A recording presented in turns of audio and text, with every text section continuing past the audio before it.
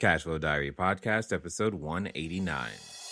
Welcome to yet another exciting episode of the Cashflow Diary Podcast, the podcast that teaches you insider tips, tactics, and strategies for creating leverage streams of cash flow into your life. Learn from top-performing entrepreneurs, business owners, investors, and thought leaders from across the globe as they share their secrets to success. Like what you learn on this and other Cashflow Diary podcast episodes? Go to learninvestingnow.com and sign up to receive powerful tips and information that will help you succeed as an entrepreneur and investor. Now, here's your host, investor, entrepreneur, business owner, educator, speaker, author, and master facilitator of Robert Kiyosaki's cash flow game, Jay Massey.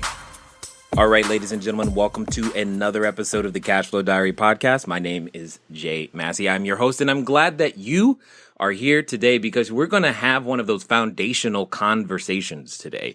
You know, inside your purse or wallet or wherever you keep this, there's something that you're dealing with every day that has either been helping you or it's been serving you. For some of us, you've been a slave to it. But here's the thing. You can indeed master this very, very fundamental and necessary skill set. We are going to be talking today, of course, about personal finance. We spend a lot of time, invest a ton of energy and effort figuring out how to go get and earn and create value and earn what we call money. Yet, how on earth do we make sure we put it to good and proper use? Making sure that we understand how to properly set goals for it and put it into the places that can serve us the most for the longest period of time. Today's guest is Robert Gignac, and most importantly, he has the ability to help you with something. And you know what I like about him already? The title of his book, Rich is a State of Mind, period. The book focuses on personal and financial development, and isn't that the truth? That's what we are doing every day, no matter what. Today's guest has been on radio as well as TV, The Money Answers Show, Peace of Mind Radio, Money Talk, and Boomer Wealth Radio. And today, he's here to share his genius with you. Help me welcome Robert Gignac. Robert, you there? I'm here, Jay. Thank you very much for having me on today. I'm glad that you have taken the time. And honestly, I'm just glad you care. Because not enough people, in my opinion, care and are willing to do something about it. And yet, here you are. Well, I appreciate that very much. Though I do have to correct the one point where you said I'm here to share my genius with you today. I can assure you I have none. Okay, well, let's see if we can pull it out. Maybe it'll develop right in front of us for everybody to see. What do you think? I think that would be an amazing way to start the conversation. Okay. Here's the thing, Robert. I tend to ask the very first question very similarly all the time. I tend to look at today's entrepreneurs a lot like yesterday's superheroes, you know, Batman, Robin, Wonder Woman, the Hulk, what have you. And just like superheroes, entrepreneurs go around and save people. Occasionally we get dressed up. Sometimes we think we can fly. And we use our special talents and abilities to help people improve the quality of their life. However, before Spider-Man was, Spider-Man and Batman was Batman, they were typically normal individuals. Something happened to them and they went through this transformation, etc. They had an origin story. They started somewhere. What I would love to know is before you were, selling tens and thousands of copies of your book, before you were educating people all across North America, before you were all on the TV and on the stage and helping all the individuals understand the inner workings of personal and financial development, who is Robert Gignac? I was a computer geek and did that for the better part of 25 years. And then one day, quite frankly, I just got bored with all of the technology stuff. And it also, that boredom kind of occurred right around 1999, 2000, 2001, the first big tech implosion. And I was working for a company, and we made stuff that was so cool we couldn't figure out how to sell it to anybody. And when the Canadian operation of that company went out of business, I was then, given an opportunity by the universe to go and find something else to do. And as part of that, I had a conversation with a financial professional about money and finance and what people don't understand. And I said, but at the end of the day, the stuff really isn't that complex. It's money. It's not emotional. It's paper and coins we carry in our pockets. And he said, you really misunderstand how a lot of people feel about money. He said, you should probably write a book about that. And I laughed and he said, no, I'm serious. And I said, I can't write a book on personal finance. I'm not anybody special. And he said, you know more than you think you do. He said, you've been my client for a while. And he said, people need to hear the story. And so I played around, realized it was going nowhere. So I've got to go back to work. Went back to work. That company then decided they didn't need my talents after about 6 months. Rediscovered the book, polished it up for about the first 3 chapters. I sent it to him and I said, could this go somewhere? And within 48 hours, Jay, I'd received about 20 emails from his peers, people I had never met, going, this is great. When's the book going to be ready? And my first reaction was, who are you and how did you get my email address? And so I'm a friend of Mike's. And they got very excited about the book. And for the first time, I actually realized that it could be possible. And 18 months later, I had the book in my hands, holding the very first copy as I took it out of the box, which I can assure you was a very exciting day. And now here we are a decade later, closing in on 50,000 copies sold, Canadian and U.S. editions, speaking across North America on the concept of personal finance and personal financial responsibility. And yeah, it all spawned out of a conversation in a coffee shop and somebody saying, you should write a book. And here's what I love about that. And that follows the typical superhero journey. I mean, the superhero was never thinking, I'm the one, we rarely wake up in the morning going, you know what? This is what I'm going to do. I'm going to take over the world, in your case, with a book. I love how the idea comes from someone else. And in fact, you said something that I don't know if everybody picked up on it. I just want to make sure, because with a title like Rich is a State of Mind, your state of mind has got to be something that you are constantly, I believe, Robert, managing. And I want everybody to have heard there were multiple times where we would commonly say, I got fired or I got let go and all these other things. But one time you purposely said that I was given an opportunity to go find something else to do. And I was like, yeah, okay. I like that, because the way you phrase that says a lot about how you view what is happening to you, and more being at cause as opposed to a victim. I never felt during that process like I had been a victim of corporate Canada for what they had chosen to do. I've had a number of jobs in my life before exploring the entrepreneur route, and liked them all. But in any of them, I never had my identity so tied to that job that if the job disappeared, somehow my identity went with it. Yeah. And I think that's what makes entrepreneurs very, very special, because their identity is tied to the work that they do, not the quote job that they have. Right. And such that, when that job didn't exist, sure, did I have a moment of, holy crap, what am I going to do now? Yeah, everybody has that moment. But at the end of the day, it was, okay, I'm going to find something else to do. What could that thing be?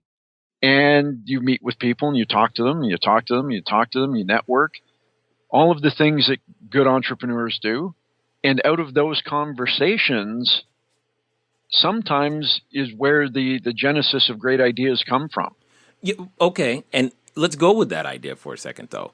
Oftentimes, in the middle of that conversation, it is something completely, quote-unquote, out of left field that you may not have any background in. I mean, I'm guessing you didn't grow up, being a English major thinking, hey, one day I'm going to write books. Did you? I can assure you, any English teacher I had through high school would have picked me as the least likely to put together a series of cohesive paragraphs in the form of a book.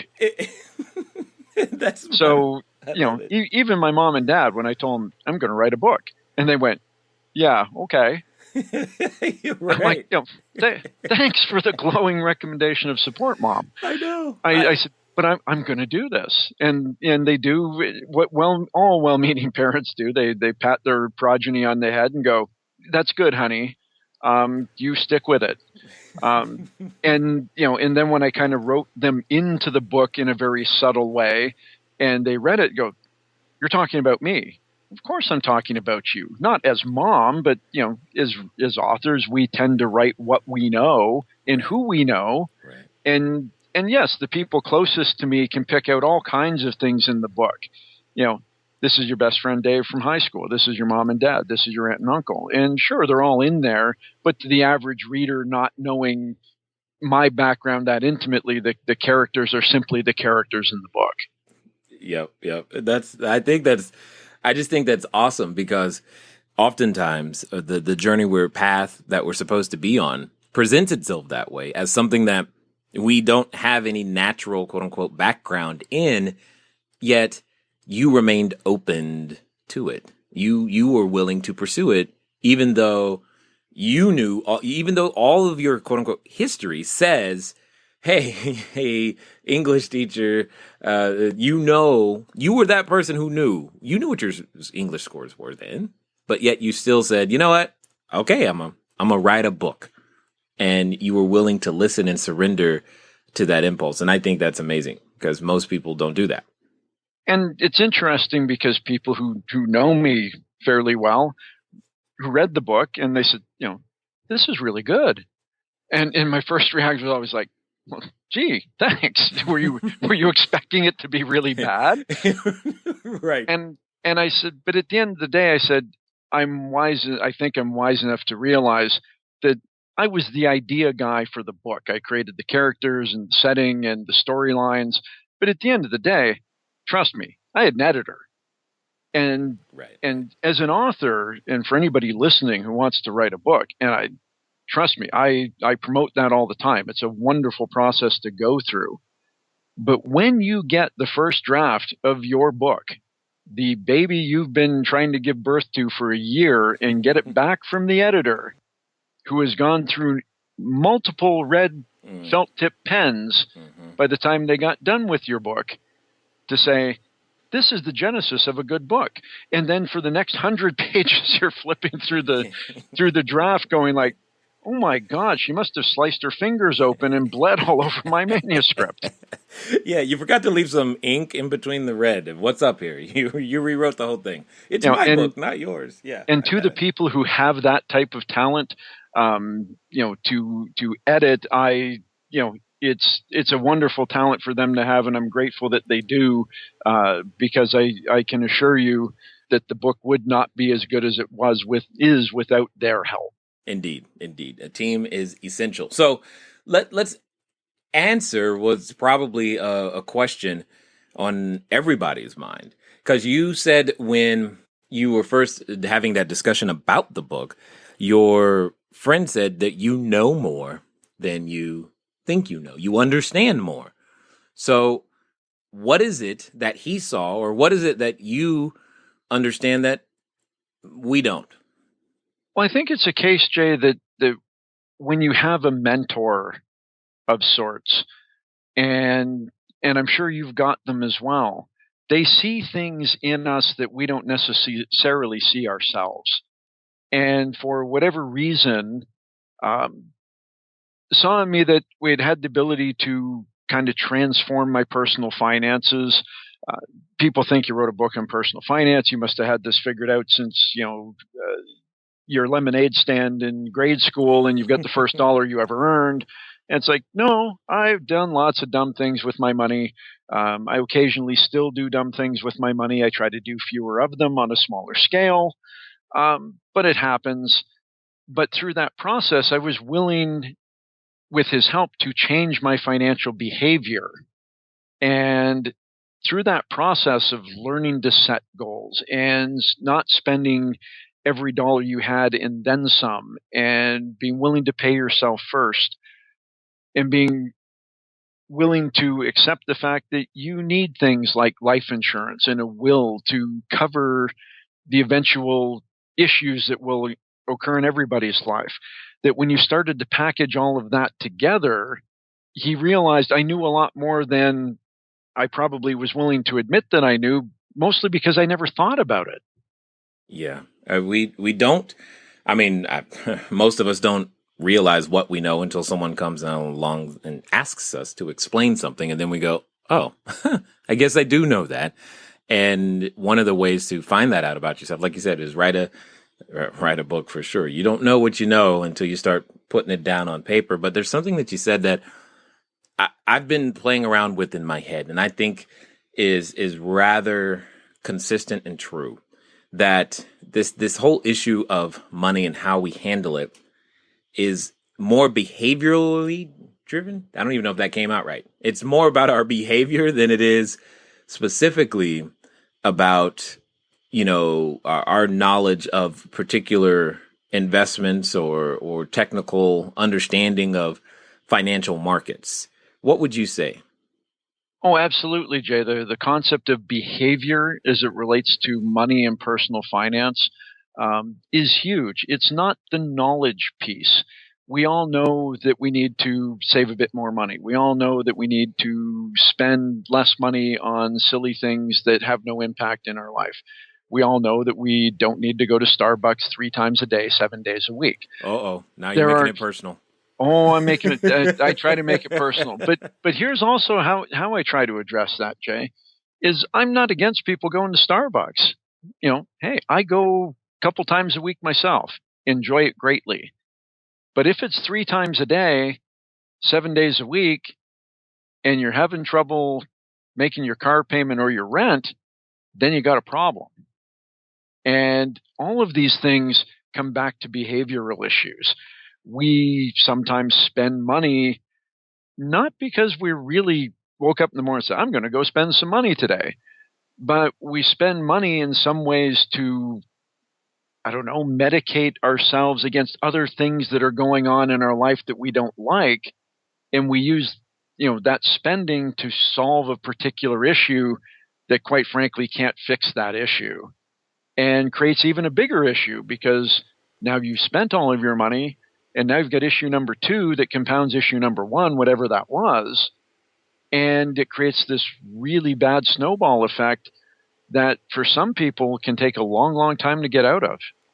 Well, you didn't behave your way. You're not going to, you behaved your way in, and that took a while. You're going to have to behave your way out, which is going to take an equally as long time for most of us at the end of the day. Now, but you speak to the idea of that using money, I'll say, as a crutch or as a medication to solve what could be a pain of some kind, which is likely emotional in some way. So I guess the question becomes, why would you say money is so emotionally charged, and it is as it is even today? Often, Jay, it's the words we use to talk about money. We somehow describe somebody, you've heard the term, he's filthy rich. And by using a phrase like that, it gives a negative spin to whatever good work that person has done to acquire their wealth. We worry that we'll never have enough money, but yet at the same time, we worry that if we have too much, our friends and family will view us differently somehow and go, what did they do to get that money? I'll bet you it was illegal, immoral, or fattening in order to get that. And it's this push-pull. You want to appear successful, yet at the end of the day, we don't want to appear too successful because then we don't want people hounding us. Hey, can you help me out with this? Can you help me out with that? Because they think we have money. And yet, on the flip side, there are people who have created a lifestyle that looks wonderful. They've got the expensive cars, they've got the expensive suits, and they've got the nice house, and the kids in private school, and the golf memberships, gym memberships, and they're always out doing things. Yet they are one missed paycheck away from a financial pyramid caving in on them, yet the person who lives right next door to them, driving a 10-year-old car in a house that might need a new roof, and yeah, it'd be nice if they did a little more gardening and blacktop the driveway, could be worth $2.8 million because they don't really care about any of that other stuff. You know, it's an interesting thing how it's emotionally driven, it's behaviors, it's all of these things that have absolutely nothing to do with your understanding of, you know, for you stock people, alpha or beta or your cash on cash return and all of these other things. Yet when it comes time, when someone says, you know, Robert, I want to do better with my money, I want to get better, you know, I want to earn more money, I want to do all those things. The last thing that, you know, I typically see or anyone sees is we start focusing on our behavior. So if this is such a dichotomy that's just like totally off, how do we get it right? What's the prescription? I need a pill, man. How do I make this better? Well, the truth is, Jay, there is no magic bullet or pill that we can take that will suddenly make us behave better. Robert, first you said Starbucks was evil, and now there's no magic pill. This is not going well. I did not say Starbucks was evil. I know. Absolutely not. But at the end of the day, we want to solve our problems by reading a quick magazine article or listening to a soundbite on a podcast or the evening news, when in reality, sometimes what we need to do is take a long, hard look at ourselves in the mirror and go, how did I get here? Is where I am where I want to be? And if the answer to that question is no, then it's, who do I need to talk to help me to get where I want to go? And that's a very important conversation for many of us to have. And I try to have it with myself all the time. Am I doing the right stuff? Am I happy doing what I'm doing? Should I do more of this and less of that? And yeah, sometimes it's a giant shell game, moving stuff around, and things that I want to do, I know I shouldn't do, just because, well, it'd be fun to do, but it won't help my business. Right. And there are other things I go, I don't want to do that, but I know I need to do that because it's the right thing for my business. I hate going to the gym, Jay. I absolutely hate it with a passion. I think we just had a lot of people say, yes, me too. But yeah. And every time I go to the gym and I get home and I come through the front door, my stepson David says to me, how was the gym? And I look at him and went, the gym sucks. And he looked at me a couple months ago and he said, if you hate it so much, why do you go? Why do you do this to yourself? And I said, well, it's very easy, David. I go to the gym because I love Dairy Queen. And right. If I don't go to the gym and I continue to eat Dairy Queen, then I need to go buy new shirts and new suits and, you know, all of the stuff that goes along with that. I am willing to do something I don't like, which is going to the gym, in order to do something I do like, which is eat Dairy Queen Blizzards. And it is, as you put so eloquently, it's a behavioral issue. And if I could stop myself from going to Dairy Queen or just admit, Blizzards, I don't like them anymore, and never eat another one, I could stop going to the gym because it would balance itself out. Totally makes sense, but I got a question. Does Dairy Queen in Canada have the Snickers Blizzard? We do not. What? We do not. No, we do not have the Snickers. But the Dairy Queen Blizzard menu in Canada is subtly different than that. We also don't have the Butterfinger Blizzard here either. Oh my God. Much to my dismay. But they have launched a new one called Salted Caramel Truffle. Oh, that sounds good. Which I will admit, if I don't know if they have it in the U.S., but if they do, I would hardly recommend you try one. Sounds like a road trip. There we go. There we go, spending money again. So I guess you bring up something when you start thinking about, when we do those assessments, hey, where I am is not where I want to be. I know the common answer is, I want more, or I want to be rich, or I want to be wealthy. And I would love to hear your definition of things like the words money, wealthy, as well as rich. And this is part of the funny stuff about money, Jay. The concept of, I'd like more money. Okay, we'd all like more money. And we know people who go, I'm doing okay, but if I just made $20,000 a year more, I'd be great. The reality is, if you made $20,000 a year more, you'd be in the exact same position you are now, because that extra $20,000 that you've earned or created didn't come out of nowhere. And what I've learned through my time in dealing with my own personal finances and talking to lots of people across North America, more money is not the solution to people's money problems. And there's a song of which I'm sure you're familiar with, and the tagline in the song is "Mo money, mo problems." And that's what we create for ourselves, because we tend to fool ourselves into thinking, yep, I'm going to work really hard, I'm going to get that promotion, or I'm going to get a bunch of new clients for my business, and I'm going to make $20,000 more. And the moment we do that, we don't just go, great, 20,000 in the bank, I'm good to go. No, it becomes then an inner conversation with ourselves. I've made $20,000 more dollars. If I want to make $20,000 more dollars than that, well, I need to upgrade my car and upgrade my wardrobe, and I should live in a nicer house, because it needs to go along with the mythology of people who make a lot of money, live in big houses, drive nice cars, wear nice clothes. When, if you take a look at much of the work around money and personal finance in books like The Millionaire Next Door, that the average millionaire in North America drives a 7 to 10-year-old car, wears blue jeans and regular denim shirts, owns their own business, lives in a house they've been in for 15 to 20 years, and nobody knows.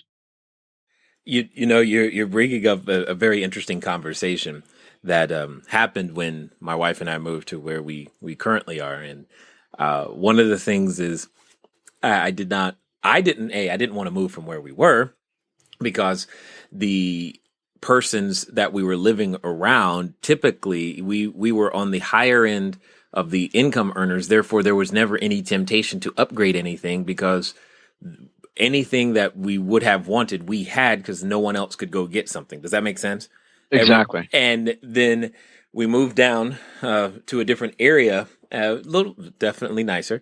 And now our neighbors have a few more things than, you look across the neighbor and you're like, that would be nice, or that would be nice. And those types of things. And I think it's subtle influences like that continue to, work on our inner desires of wanting that more. And yet we can to some degree mitigate that by choosing to live in a certain neighborhood, well below where we probably could live, and vice versa if we want to help make that work. So that's just one, I'll call it technique or strategy that we've employed to make sure that we stay in check. What are some other things that you maybe know of that someone listening right now, something they could do today to begin this new journey, this new path, even if it's small today, but it'll pay dividends later? I just have a question for you. Is there something that you've been meaning to do, wanting to do, would like to see happen, but just haven't started yet? You do realize that, a year from now, you're going to wish you had started that something today.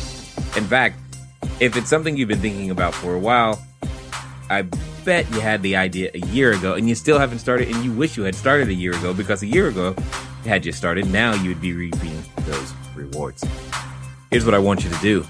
I want you to do something differently, i.e., move at the speed of instruction. Remember, guys, go over to CashFlowDiary.com/free book. Get a copy of my book, Cashflow Diary, 10 Steps to Creating Wealth in Any Economy. Understand this. Until I started doing things differently than I normally did them, nothing changed. No matter how much I wanted it to change, no matter how much I thought about it changing, it didn't happen. Again, go get your copy at CashFlowDiary.com/free book. For those of you on a mobile device, send a text message to 72000. That's 72,000. The keyword is book. You too can get the exact same thing. Here's the point. I would rather you be in a position of gratitude than regret a year from now. So let's see what Robert had to say also about this same concept. If I had to pick just one thing, okay, two. I'm fine with that too. Oh no! I'm probably mentally I'm processing a list of about 48 in my head. But if I'm looking at what's popping up to the top of the list, and I know I'm going to annoy some people out there, and I can live with the flack, it'd be cancel your cable subscription. Oh, didn't see that coming. All right, so let's. And here's why. Yeah.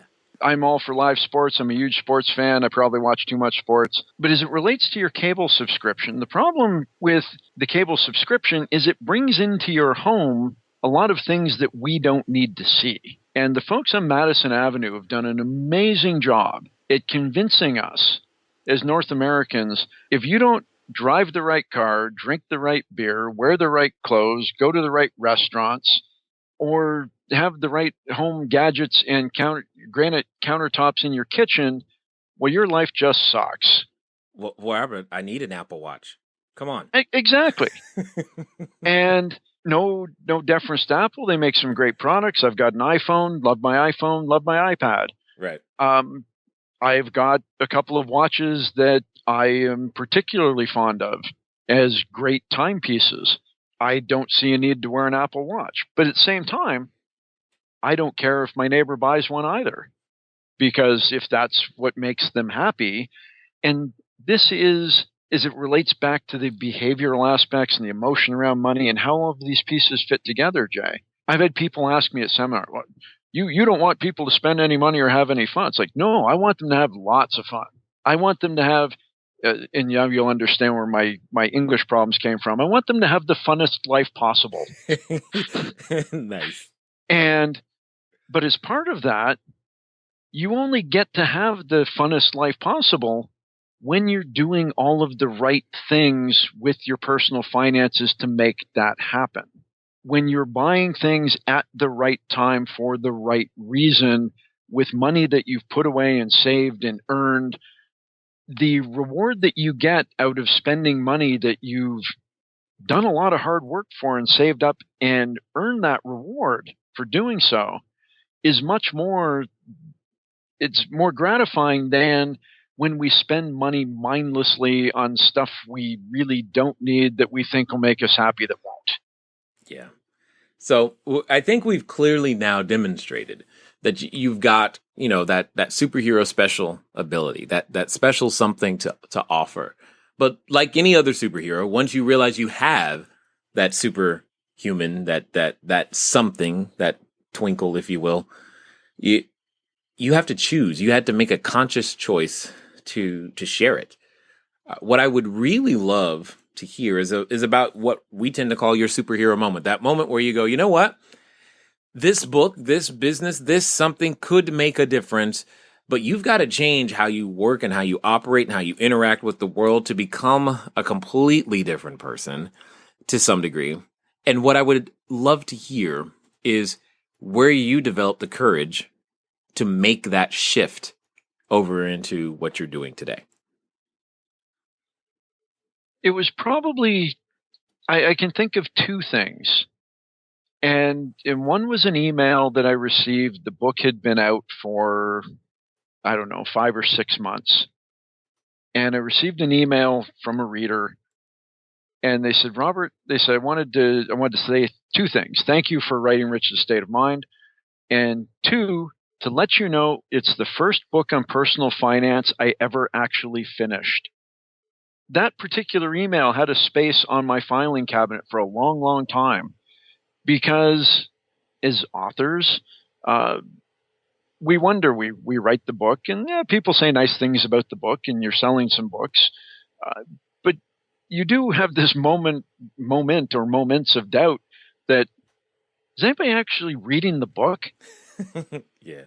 You're selling copies of the book, and I have financial professionals, and they buy them by the case, and they give them out to their clients. And, my clients love your book, Robert. But in lieu of actually hearing from any of them, you often wonder, where's it at?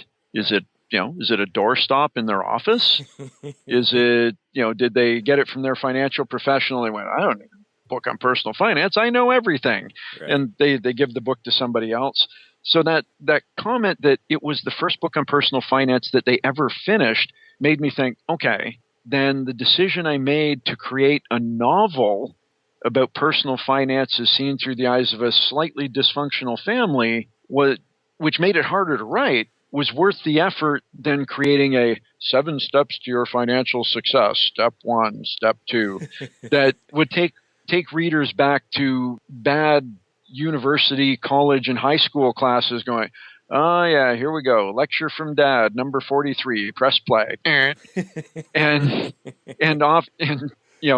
that they would never finish reading the book. And the other point was, the other moment for me, Jay, came out of an event that I'd spoken at. And as a speaker yourself, some days you just don't have it.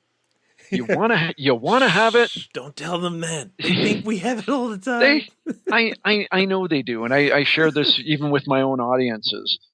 That we have those days, and everybody asks the speaker all the time, "How do you think it went? How do you think it went?" Oh, and I've learned a long time ago that how I think it went was absolutely irrelevant to how it really went. Yeah. It's how the people in the audience think it went. And on this day, I just didn't have it. I couldn't find the rhythm that I wanted for doing what I do. And, there were things that I wanted them to laugh at. They didn't laugh at. There were things they laughed at that I mentally went, that's not funny. Right.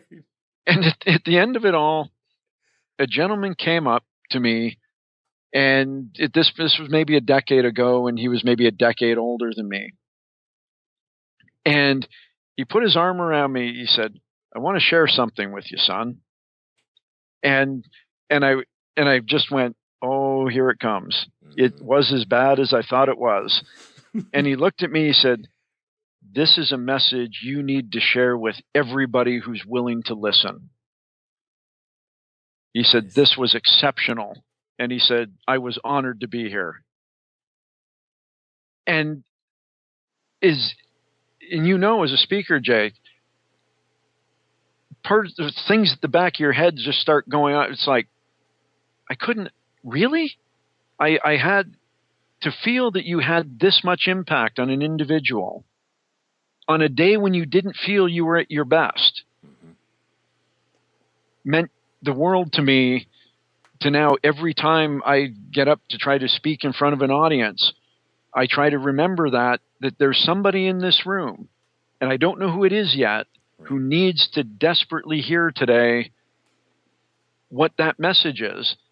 And on any given day, maybe there isn't anybody in that audience. But on that day, if one person walks away going, I'm going to change what I'm doing to have a better tomorrow for myself, then all of the other stuff is worthwhile. It's often money that begins to create that desire to do a business, but it quickly and usually successfully transfers and translates or transmutes into a mission. And it sounds like now you found that mission was just really, really clear, because once you take hold of it, it's like or once it gets a hold of you, rather, it becomes something that you just keep doing over and over and over again, because you see a small difference. And even if it's I often say 0.001%, if I made a 0.001% dent or change, adjustment in your altitude, aptitude, or attitude, then great. We're on the right direction. I think sometimes what we all need to hear, and I go to lots of sessions myself, and I listen to lots of great speakers and download podcasts, because I'd like to think that, certainly I don't have it all figured out. And I'm pretty sure I'll never have it all figured out. So you go to people who know more than you, who can inspire you and educate you and encourage you. And I think sometimes what we all need to hear on those days when we've got money issues and wondering, where the next paycheck's coming from, or how am I going to pay my bills next month, that we just need to hear somebody whisper in our ear and go, it's possible. You can do something different. And it's never that one big thing. Sometimes as an author or a speaker, people go, what's the biggest thing I can do with my money? What's the number one thing? And I'll be upfront with them. I say, I have no idea. And they go, what do you mean? You have no idea. You're a best-selling author. You speak all over. What do you mean you don't have any idea? I don't have any idea for you because at the moment, I don't know you. Right. I need to know where you are. I need to know how you got here. I need to know what your goals are. Oh, you don't have any goals? Well, there's item number one we need to address. Right. I need to know about your behaviors. I need to know about what you want for the future. And too often we tend to look at that thing as wanting that quick fix. And when somebody, and sometimes you hear them on financial shows on CNBC or Bloomberg or things like that, Fox Business Network, and they go, here's the number one thing you need to do to improve your finances. I always kind of chuckle to myself because it's like, maybe that's the right thing. Right. But will the person who needs that thing be the person who's listening on that day? And that this is why I encourage people to seek out, some people would call it a mentor or a financial coach or a financial advisor. And often, Jay, it's guys. Women do a great job at this. When women don't know something, they will go find somebody to help them learn that thing or get educated about that topic. Guys, I can figure this out all by myself. I don't need anybody's help. And, so because, well, as you know, so many of us are doing such a great job at it already, that we see seeking help, particularly with personal finance, is one of those emotional things. Well, they're going to think I'm an idiot. They're going to think I've never done anything right and I don't have any money saved and all of those behavioral things. But the reason we seek out a coach, and if you're into athletics, the reason we hire a swing coach if we're a golfer, or we hire a personal trainer at the gym, is because they help us focus on things that we can't see while we're playing the game. Yeah. And if you want to call it life is a game, well, then having a coach who helps guide you through that. I shared this with an audience recently, and you're not a golfer, are you? No, to my wife's dismay, however. We actually live on a golf course, and I don't golf. You have no idea how happy I am to hear that, because I'm not a golfer either. And the example I was using was one of my good friends, Dave. And he was, I don't need a financial professional. I can do this all by myself. And I said, if I remember this right, Dave, about 6 months ago, you hired a swing coach to help you with your game. I said, how was that? He said, it was amazing. He said, I was shooting mid-90s. He said, now I'm shooting high 80s, sometimes into the mid-80s. Took 7 to 10 strokes off my game, made me a much better player. I said, okay, so let me see if I've got this right, Dave. You hired a guy to help you play a game that doesn't make you any money, but you don't have the time to sit down with a financial professional, talk about tweaking your approach to your personal finances so that 15 or 20 years from now you could play all the golf you wanted and never worry about how to pay for it. And he looked at me and he said, I hate you. Oh, God.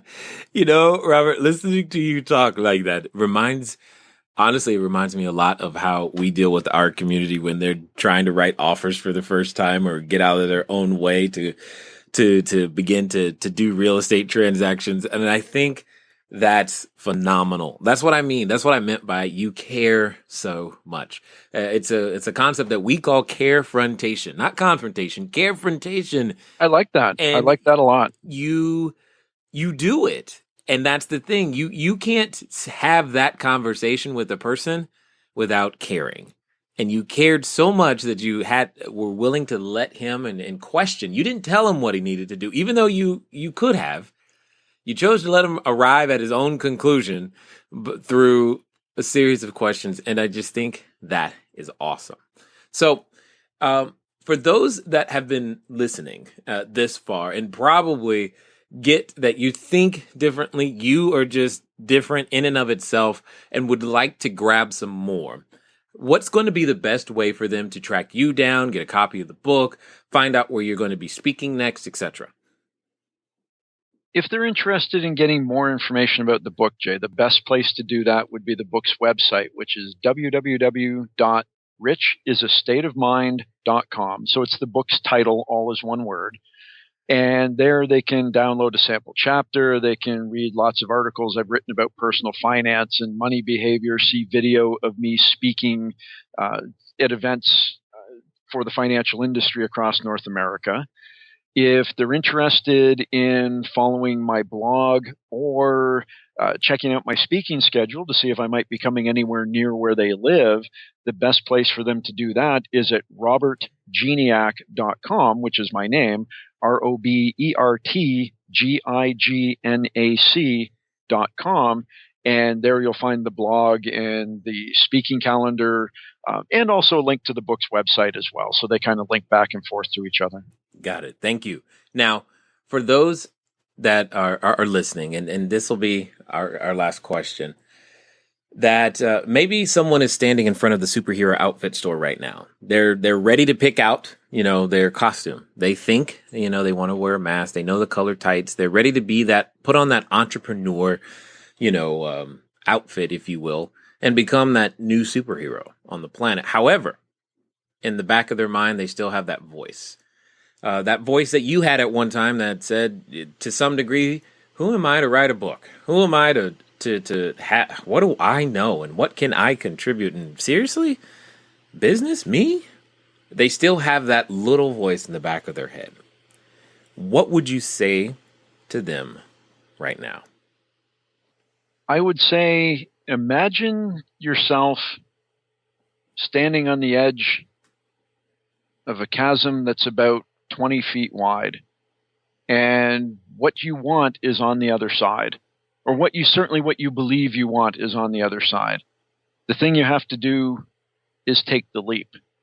The problem is that we don't want to take the big leap. We want to take the little leap. We want to dip our toe in. I'm going to try this, and maybe it'll work, and maybe it won't, but I don't want to commit to it, because if it doesn't work, then I'm going to feel bad, and my friends will tell me I'm stupid. So as you're standing there looking at that 20-foot gap and what you think should be your destiny on the other side, the one thing I learned a long time ago is you can't cross that in 2 10-foot leaps. You've got to make the big leap. Because if you only make the little leap and it's 10 feet and it's 20 feet wide, well, I don't need to tell you what happens next. Yeah, really bad things. Really bad things. I got it. I definitely thank you, though, for making a deposit here with us and sharing what it is that you know. And you do indeed have some genius inside there, sir. So thank you for making the investment here with us at the Cashflow Diary. Well, I certainly appreciate that, Jay. This has been an absolutely outstanding conversation.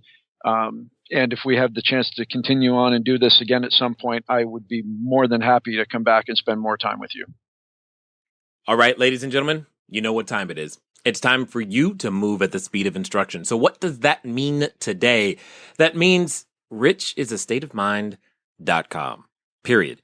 You are going to go out there, you're writing offers, you're building your real estate business for a reason, and you're going to earn more money than you think is absolutely possible. Just imagine, whatever you earn in a year, you start earning in a month, you're going to want to be prepared for that.